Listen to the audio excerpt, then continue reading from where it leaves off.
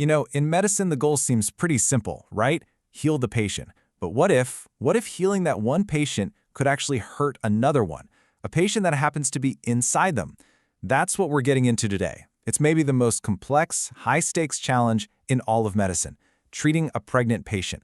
We're talking about a world where literally every single decision has double the consequences. And that really is the fundamental question, isn't it? It just changes everything. All the standard medical playbooks, the life-saving drugs you'd normally reach for, those emergency procedures that are practically muscle memory for doctors. Suddenly, all of it has to be looked at through a totally new lens. Why? Because you're not just treating one person anymore. Yeah, and this right here, this is the heart of it all. It's this constant, incredibly delicate balancing act. I mean, think of it like a medical tightrope walk. You've got to protect two lives at the exact same time. But what happens when what's best for one is the opposite of what's best for the other? That's where things get really tricky. Okay, so let's start with maybe the most common challenge you'll see, medications. You can have a drug that's totally safe, super effective for a person, but then it becomes a huge potential danger during pregnancy. Let's look at a real-world case to see what I mean. So, picture this. We've got a 31-year-old woman with epilepsy. It's a chronic condition, sure, but it's well managed with a standard medication, Valproic Acid. This drug is what lets her live a completely normal, healthy life. But now, she's 14 weeks pregnant. And bam, right here, the dilemma just snaps into focus. For the mom, the benefit is absolutely critical. This medication stops her from having seizures. But for the fetus, the risk is just devastating. We're talking about the exact same drug, posing a high risk of major lifelong birth defects. Things like heart problems, neural tube issues, even cognitive impairment. It's a brutal trade-off. There's a medical term for this, and it's a big one: teratogenic. Valproic acid is a known teratogen. It basically means it's an agent that can mess up the development of an embryo or fetus. And knowing what that word means is really key to grasping the incredible weight of the decision these doctors are facing. So what do you do? Well, the one thing you can't do is just stop the medication cold. That's a huge no-no.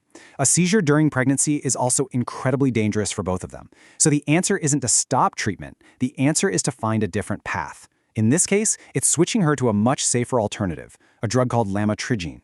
It still controls her seizures, but with a way lower risk to the baby. Okay, so managing a chronic condition is tough enough, but let's really raise the stakes now. What happens in a full-blown emergency? A situation where you've only got minutes to act, and that standard life-saving playbook that every doctor knows, you basically have to throw it right out the window. So, let's take a stroke. Specifically, an ischemic stroke. That's where a clot is blocking blood flow to the brain. The protocol is textbook. You confirm it with a scan, you administer a powerful clot-busting drug called TPA, then you manage blood pressure and so on. This is a tried-and-true procedure that literally saves lives, every single day. Right. But now, what if that patient is 36 weeks pregnant? All of a sudden, that critical life-saving step 2, giving the clot buster, is completely off the table, a big red X through it. That drug, TPA, carries a massive risk of causing catastrophic bleeding for a pregnant patient. The standard of care is now the wrong care. So the whole medical team has to pivot, and fast. Instead of that powerful clot buster, they switch to something much safer in pregnancy, aspirin therapy. And they get super aggressive about managing her blood pressure. You see how the goal totally shifts? It's no longer about busting the clot that's already there, it's about doing everything possible to prevent another one from forming. Let's look at another emergency, and this one is often described with a really specific kind of chilling clinical sign: pink, frothy sputum. I know, it sounds graphic, but when a doctor sees that, their alarm bells are going off like crazy. They know they're looking at a life-threatening buildup of fluid in the lungs. It's a classic sign of acute heart failure. And when you pair that with other signs, like severe shortness of breath, not being able to breathe when lying down, a racing heart, maybe an extra third heart sound the doctor hears, it all points to one rare but incredibly serious diagnosis: peripartum cardiomyopathy. It's a specific type of heart failure that happens only in late pregnancy or right after delivery. Okay, so we've seen these split-second emergency decisions. Now let's zoom back out and think about the long game, the 9-month marathon of managing a chronic condition that was there from the start. This isn't about one decision, it's about a careful, evolving strategy that has to last the entire pregnancy. Let's take a patient with a mechanical heart valve. It's a lifesaver, for sure, but it also puts her at a super high risk for a deadly blood clot. So she has to be on a powerful blood thinner, an anticoagulant. Simple enough, right?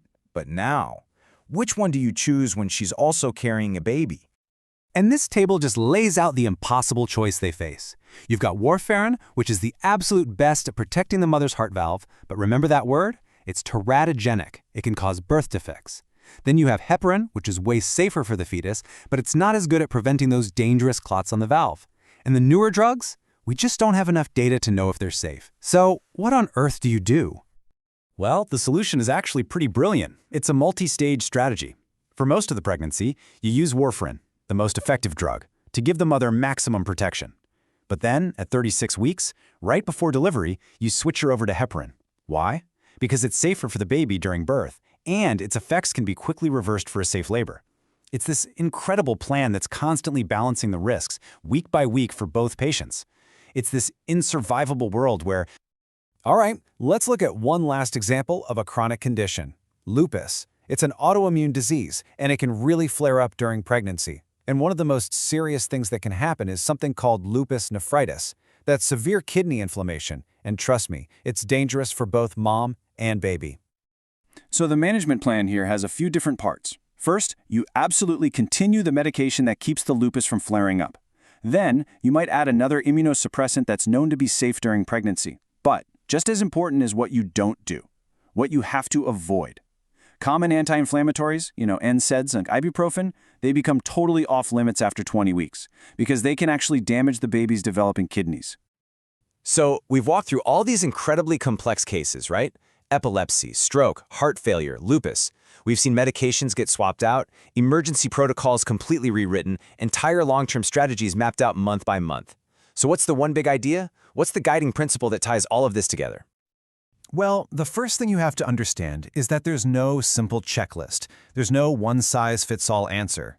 As we've just seen over and over again, the standard protocol is often the totally wrong answer. Every single patient, every single pregnancy is unique, and that means the approach has to be just as unique. And it all comes down to this one number, 2. That's the number of patients in every single decision. Every prescription that's written, every test that's ordered, every procedure that's even considered, it's all being done with 2 patients in mind.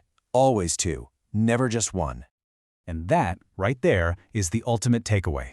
The guiding principle here isn't some rule you can look up in a book. It's a process. It's a constant, ongoing expert analysis of the risks and the benefits for 2 completely interconnected lives. It really is medicine's ultimate balancing act. It leaves you with this really profound question, doesn't it? A question that's at the very heart of every single one of these decisions. And the answer? Well, it's not going to be found in a textbook. It's found in this incredibly delicate, very human process of weighing 2 different futures, all at the same time.